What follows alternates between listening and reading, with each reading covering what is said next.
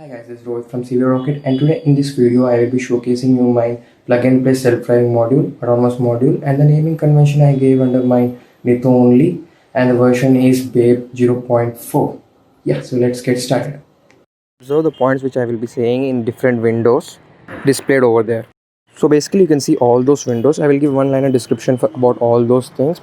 So basically this is a self-driving car model which I have built using RNN, reinforcement learning, DeepQN, Q-learning, and again normal CNN, taking the image and creating a model out of it.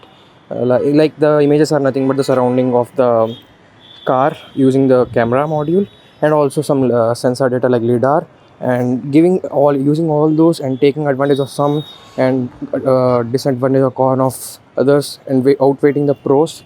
I build a model so that it will be more accurate and sufficient for high performance. Learning, where we have state and we perform action, we'll get reward. We can also get penalty based on that. We try to adjust our action to the state, and we have combination of state and action, and that is in the Q table. And deep QNs, like in Q learning we will use deep learning to repicture the reinforcement learning, and in RNN we will use the output of previous state as an input to new state, and we will build a model out of it. And it goes on to different layers in deep RNNs.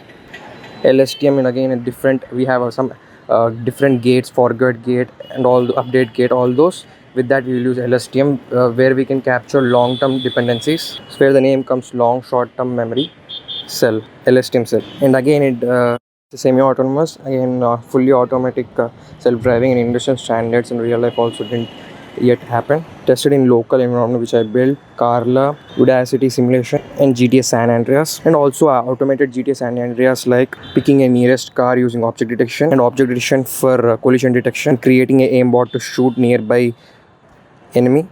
Tested for several months and days in local and cloud environment servers.